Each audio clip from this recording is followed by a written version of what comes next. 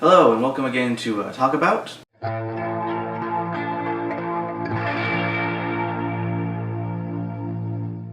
This week we have Dara's topic here, and his topic is a little bit hard to define in a singular title, but we'll just go with unconventional characters in film. Yeah, that sounds good.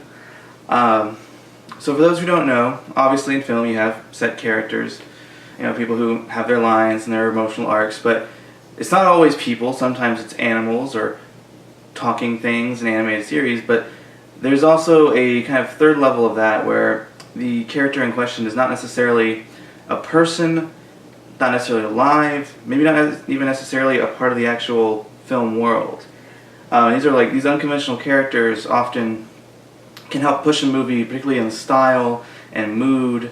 In cases of fantasy, it can also help make it's usually the world itself, which can make it more immersive and make you feel like it's more lived in. And so our goal here is to kind of talk about what that is, how you do it, and some key examples of how they affect the audience. So, I don't know how versed you are in script writing. Not really. Just a little bit, yeah. I've done a little writing here and there. Well, usually, if you say write a short story, oftentimes writers will put a lot of detail in the stuff that's going on. I know people make fun of Stephen King for he spends 2 pages describing a blade of grass, things like that. Which there can be such thing as too much of that if the thing in question is important, but there is a level to that helps really formulate an idea in someone's mind. And on screen, often that will come across in the set design or the production value, or say the editing or the music, so anything like that. And they're doing these things can kind of push the limits of the world, and so you don't see it as often in say more grounded reality kind of films. I can think of was that one of the most recently, The Post or whatever. I actually haven't seen that. I haven't either, but movies like that, Spotlight, those kind of films, it's very much about the people and the story at hand. Mm-hmm. It's not very stylized, very kind of grainy, a little they're very flat.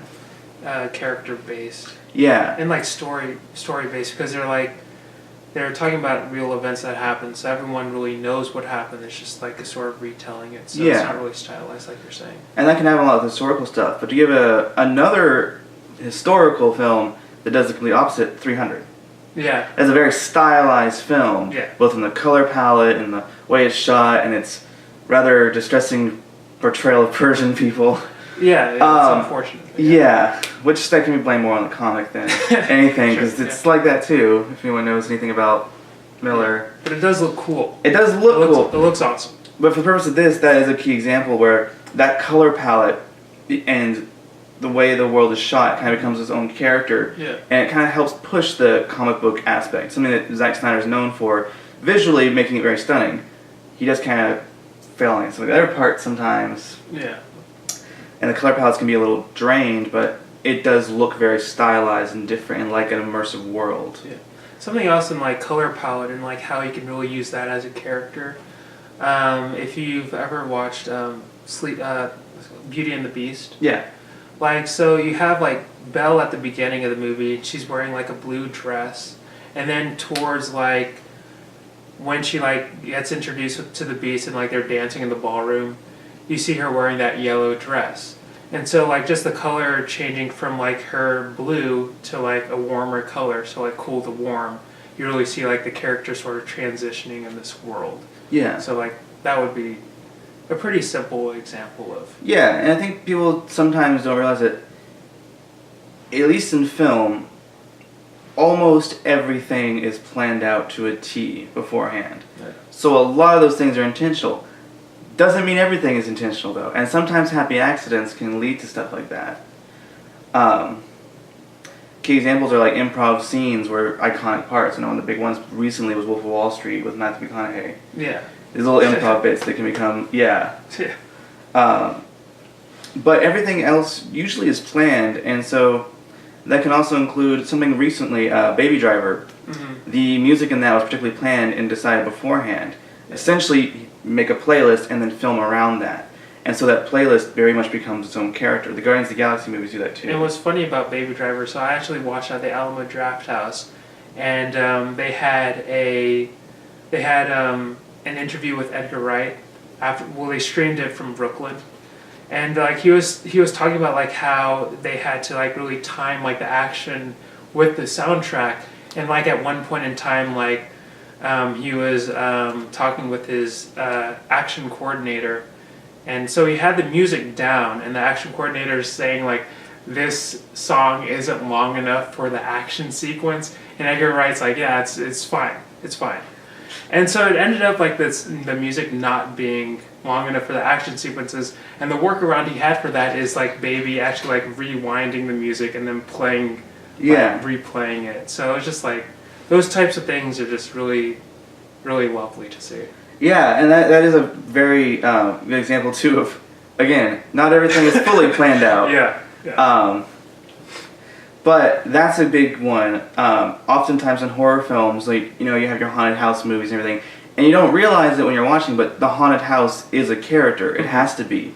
You can see a ghost, but the ghost doesn't have a personality or anything. It's usually the setting itself and the things that inhabit it. And so you have to be particular. So a lot of these old houses are big and dark and ominous for a reason. The Amityville Horror House looks like a face, and there's a particular reason for that. It makes it feel like a character. It evokes the fall of the House of Usher, a story that very much builds on that. Oh yeah, and it's like going through that horror aspect of film as well, like the camera, just like the cinematography and how the camera moves in itself is like a character. Because like if you think of like the Evil Dead, like you don't actually see, I don't believe you actually see like the big demon. It's just like the camera moving, and it's like the point of view of that big demon, and just like the camera work in that movie is just amazing. Like Evil Dead 2, I love those so much. And to make that ghost face flying through the air, they basically strapped the camera to a board and just ran with it and hoped for the best. Yeah, it's just like a skateboard and just like ran through the house. It's so funny how they did all that stuff. But yeah, like something like that too, that cabin becomes a character, and very much the scene where he loses his hand and starts to go insane as the room around him all starts laughing at him, like things like that. Yeah. There's one instance, I think it's Evil Dead 2, where the camera is above the beams on the roof, and Ash is there, so it's like a straight down camera angle, and the cameras are like moving across the beams, and then there's like a sound effect of like the camera when it moves past the beams, like vroom, vroom. It's like that sound effect doesn't need to be there. Like there's no realistic purpose for that sound effect, but it's just there, and it really adds to it. It makes it feel like you are looking through the eyes of something watching him. Yeah, it gives personality to it. Yeah. Other big examples you mentioned beforehand, Blade Runner with its lighting, which definitely that world, without its lighting, it would not be near as evocative. It's so beautiful when they can use like something like unconventional as lighting and like really make it feel alive, because one of the main sort of scenes with the lighting is when Ryan Gosling's character, I forget what his name is, goes to the corporation building place. I forget what the name is, and they're like walking down the stairs, and like the lighting is moving with them, and it's just like makes the lighting feel more alive, and like you have like Jared Leto's character, his office is like on this platform with like water all around it, and then you have like they have like ring lighting. Like I was trying to look up like how they did the lighting for it and stuff. They have like ring lighting to like make all the reflections of the waters and stuff like that. It's always really interesting. Right, so you're talking about the new one. Oh yeah, I'm talking about the new one. Yeah. Oh, you thought I was talking about the old one. Well, I do like the old one, but the old one too. It's lighting in its world. In a while. That one also though, like a lot of it's same director, so a lot of the stuff does carry over in that regard. Yeah. And it does and that's one of the reasons that film, despite not doing well commercially, critically did very well, and probably should go see it. It very much carries that spirit and that coloring. Another big example in terms of color is Mad Max, obviously. Oh yeah, oh my gosh, I love Mad Max. And a weird thing with that, obviously right now a lot of the movies we have are superhero movies, which I'm fine with. I like superhero movies, but one key problem I have that Mad Max fixes is color. Mm-hmm. Color correction is something that can be very important, especially for a stylized film. And in Mad Max, it enhances the blues and the oranges and makes it very bright and very just vibrant and something you want to see. Whereas in a lot of these superhero movies, even the Zack Snyder ones, which have a bit more color, they're very drained and normal looking. And I get the idea of trying to get realism in it, but you have a guy dressed up with with a star-spangled outfit and a shield, like make him look a little brighter and colorful. Like it could work. It failed in the Avengers with that awful costume, but that was one of the costume's fault. Yeah, I don't really have too much to say about that, but I mean. Yeah, but color can be very important, and that is something that hopefully will change in these big blockbuster films, because there is kind of a. If anyone's seen like disaster films of any kind, they're all very washed out and gray and sad, and that works to an extent. But having your world look colorful and bright, even if it's a dark and gritty place, will make people more excited to look at it. Yeah, just like sort of, just sort of like even like Sin City. It's just like black and white, but you see like all the contrast and all of that, so it really like brings depth to like what you're visually looking at. Yeah, I mean that film even had the anime pushing the glasses up and made that look like menacing, and it only worked because of the use of black and white and this very stark contrast in how they did it. Because it wasn't your typical black and white film. Like it was actually colored to be a certain way. Another one you mentioned was music with 2001. Yeah, yeah.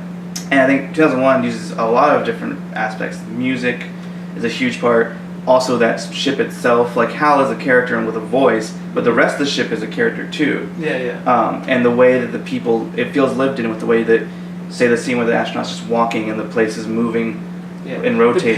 The pacing in that movie is like my favorite in all. Like I think that movie has like the best pacing in the world. Just like how slow it is, how tranquilizing. Just watching it visually and then listening to the music, you really like get entranced in what like these astronauts are doing. Like you're saying, like just like mundane activities like walking, exercising. It's really beautiful. And are you including the monkey scene at the beginning in that? Because it feels almost like its own separate thing. Yeah, it is kind of its own separate thing, but yeah, kind of, because even like the monkey stuff, like the monkeying around type stuff, it's still very slow and sort of just like mundane. Them like hunting, eating, sleeping. You know, you just get to like, you really get a sort of connection with these characters that you can't really like. I mean, like, you're not a monkey, so like you can't really like, you know. I will say the monkey one was my favorite character. Yeah, the monkey was your favorite. Yeah, they were good characters. Yeah, I mean, you just see like the evolution in them and just like them learning through the model and all that. And I think Kubrick does that a lot with that. Like The Shining is another one. That hotel is very much its own character. Oh yeah. And just how everything is placed so particularly, like just like all the scenes and like all the props in the background, like the knives and stuff, like just looking at that and seeing everything for what it is, and then seeing the background and seeing everything that's there, it really tells, like, it really supports the story it's trying to tell. And definitely, if you took a single frame of any of his films and made it into a poster, it would work as a poster for that film. Everything is symmetrical and to a T. Something like that, Clockwork Orange. Oh yeah. Very much the world feels slightly different than our own, but still very much of our place. Yeah. Another one, I don't know if you've ever seen the original Wicker Man. No, I haven't. Great film, definitely should watch it. Okay. But one of the big things there is this island feels both somewhat natural, like something that you're used to, but also very different. And part of the reason it is, for those who don't know, is a cop who is doing an investigation for a missing girl, goes to this island where it looks like a regular island. They are known for their export of crops, particular crops that shouldn't be able to grow in that region. And it's off the Isles up there in England. And part of the big thing is the people there still follow a lot of the pagan beliefs.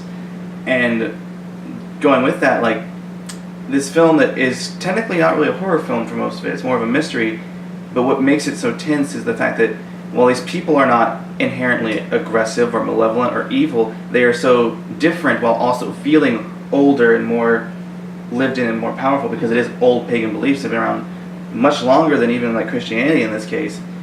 And that makes this place have this air of mystery and menace to it for this particular character. And that's something that you only get about by the way it's shot and the way the people act and how it's normal, but you have just that tinge of knowing there's something different. Another good example, I don't know if you ever watched Under the Skin. No. With Scarlett Johansson. There's very little dialogue in that, and it is more the way that the world is shot, and it's not shot in any particular different way. It's not a stylized world. It's a very mundane, normal world, but the way it's shot feels alien. Like, even though you know you're looking at the very Earth you live on, it feels like you're looking at some other planet. And in that case, Scarlett Johansson is an alien, so you are getting her perspective of how that world looks, and it gives you more insight in both into her perspective and her mindset going through it. So something like that. Any other examples in particular that you can think of that? Well, just going off that, just like, because film is so interesting to me because it really, like, the director and like just everyone in the production can really sort of force a perspective onto the audience. Just like you're saying how Scarlett Johansson in this movie is an alien, and you're forced to see how she sees. And I think that's a really important part and role in film itself. Just sort of finding a new perspective and sort of showing that to the audience. Yeah. And a very good example of, we talk about unconventional characters in the sense of like the world and the setting, but sometimes it can be a person. It's just not a person you see, as is the case in the original Black Christmas, which is kind of the first slasher before even Halloween. And one of the big things is, unlike a Michael Myers or a Jason, when you see this killer, they have a very defined profile and everything. You never see who the killer is in Black Christmas. The only time you ever see them is through their POV. Mm-hmm. It's only through their POV, and you feel uneasy looking through the eyes of someone who's spying on the sorority and going around and looking, and there are hints at who it could be. They get calls on the phone that are these horrifying things, but it could be just different people screwing with them. It could be the killer at some point. And just like, it creates this character who you never visually can know what they look like, but you can feel everything about them just from looking through their eyes. So something like that is definitely, to me, a way of doing unconventional characters in that. Oh yeah, for sure. The silent era of film, they had more actual sets, but they did also kind of incorporate that with the way their music was used, because they're silent, but music is still a huge factor in the film. And depending on who does the scoring, like, you can watch plenty of those on YouTube. People do scores from all the time. You can watch the same film. You can watch the original Family Opera 50 times on different channels on YouTube, and depending on what music they chose, it has a very different effect. Yeah, I think Alfred Hitchcock or someone did a sort of experiment where like they showed the same visualization of like a man looking at a woman, but they just changed the music, and it really like just changed the entire like story of what was going on. Like if the man was creeping on the woman or admiring her beauty or just didn't really care about her or wanted to kill her or something like that, the music just changed his sort of personality and his viewpoint. And I think, and this will tie into our next discussion a little bit, that sometimes the fact that we can do that and change the person's emotional response depending on the music and the way we shoot something, you can kind of show horrible things and make people be okay with and root for them. Mm-hmm. A lot of romance movies, the guy is doing things that if it was shot just a little differently, you'd realize, oh, that's very creepy, that's very awful. Oh, yeah. Standing outside with a boombox in front of someone's house, like a very awful thing and like obnoxious thing to do. Yeah, in romance there's always like a fine line between what is adorable or like what is like what is adorable or like and what is like creepy. There's always a fine line. There's that line between two Police songs. It's either everything she does is magic or every breath you take. And like there's a thin line when it's gonna go from one to the other. Yeah. Like key examples like The Notebook, stuff like that. Like there's a lot of awful things done in those movies, like manipulative things. But because they're shot in a bright, vibrant way with these romantic scores, you feel like, oh, that's this undying love, and not this person is very much a horrible stalker. Yeah. Like, and you can shift that. And some people use that to, a good effect where the intent. a movie like 500 Days of Summer. I don't know if you ever watched that. I love that movie. Yeah. And a lot of people love it for the wrong reasons, thinking it's a romantic movie. Mm-hmm. But the whole point is his memory of like what happened, everything is bright and vibrant and everything. But when you get to the present, it's gray and dull, and all of what he thought, a lot of it was in his head, and it's that realization. Especially when they have that scene where he like goes back to the party and like they have like a split. They split the screen between the reality and like what he dreams of it being, like him getting together with her, and then the reality being that they're not together. Just like that sort of like dual perspective is like really interesting to see. Yeah, and all it takes is a bit of a change in color in the way it's shot, like just the tone of how you say the same line. Especially when he's dancing after they had sex, and then he's like dancing and everyone it, like turns into a musical. It's wonderful. Yeah, like in the moment you're like, oh, this is really romantic, but then there's that realization that like a lot of what we do in that is in our head, and some people miss that element, and they think both elements are the reality, but really, most of what you're seeing in that movie is probably just the way he's fantasizing that it went. Oh yeah. Like it probably went nothing like that. Yeah, and that's what's really interesting. Yeah. About it. Yeah. And I can see how you can miss it the first time, but there is that kind of element where the same film can be shot. Good example, Wes Anderson does that a lot. Mm-hmm. Grand Budapest.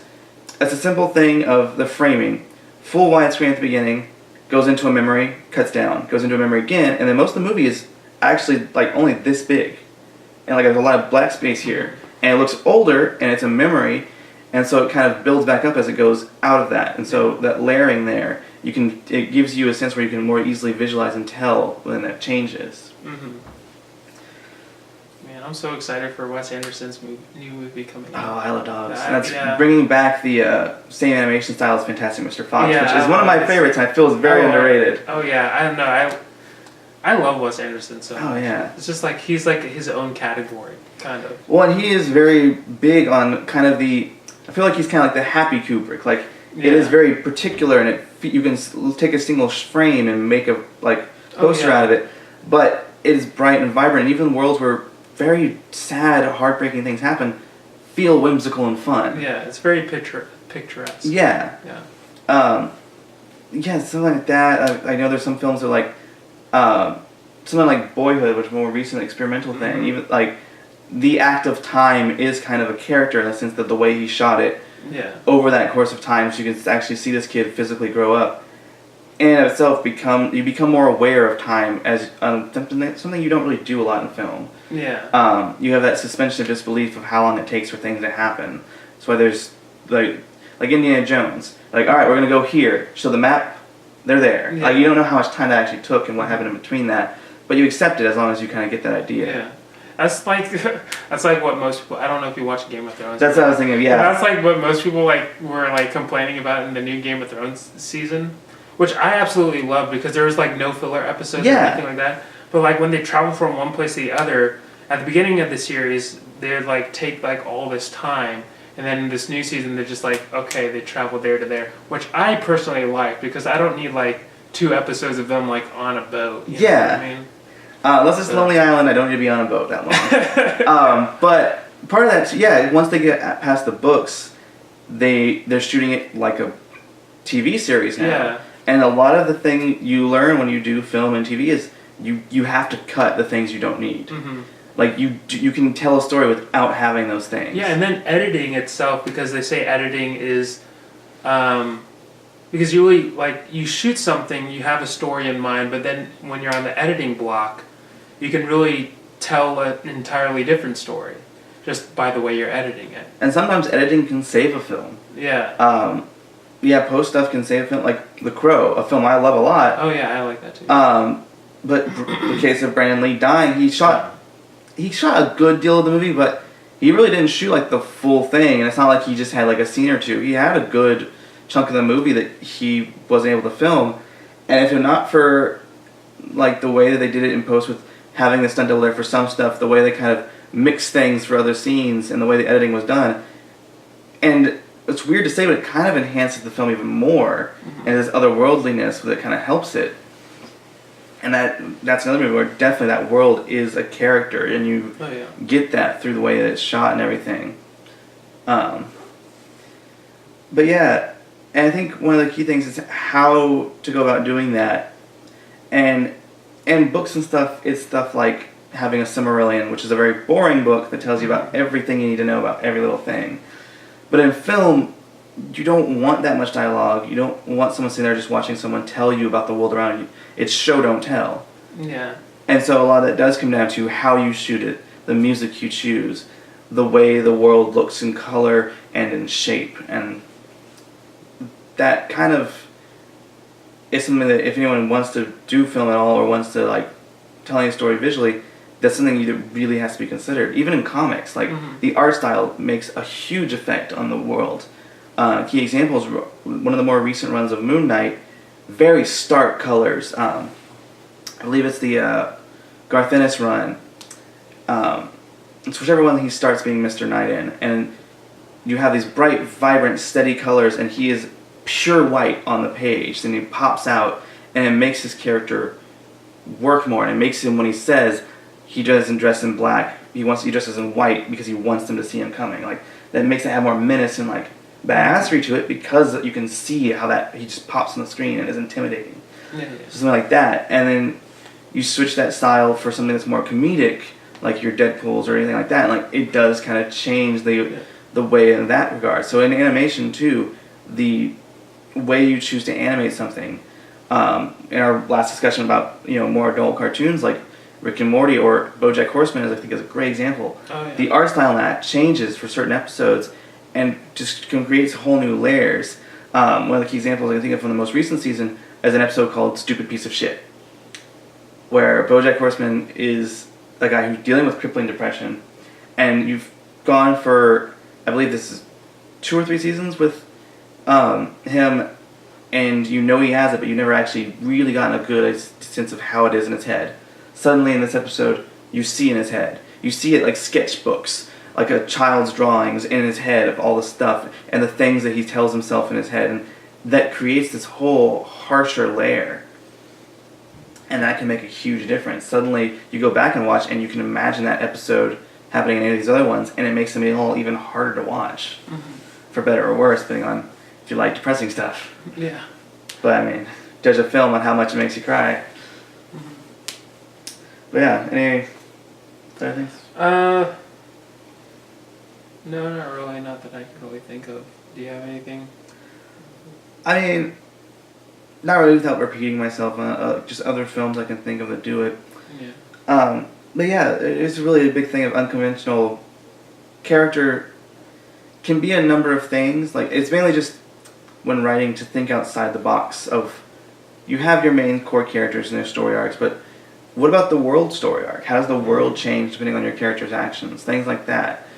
And these little extra things you consider kind of help push you beyond the limits of what you normally would see. Like, you can, even a movie that's bad, like say Troll 2, it's a bad movie, but the way it's shot makes it still fun and comical. The Room, which recently just had the disaster artist showing that, that is a big example of the way that movie is shot.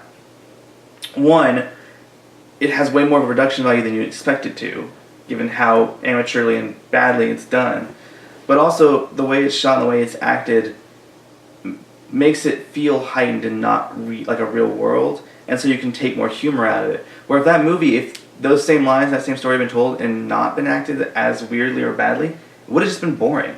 And oftentimes, the worst thing a film or a story can do isn't be bad, it's be boring. Because something that's bad can still entertain and still be watched many times over and make money, which people may not want to admit is kind of something you want to be able to do. You want to be able to, sustain yourself enough to make more. Oh, yeah. But, yeah, I think that's about it for this discussion. Very in-depth discussion. Hopefully it helps anyone out there who's trying to write these kind of stories. And just give them something to think about. And maybe give you something to think about the next time you watch a film. Notice the things that aren't just the people on screen.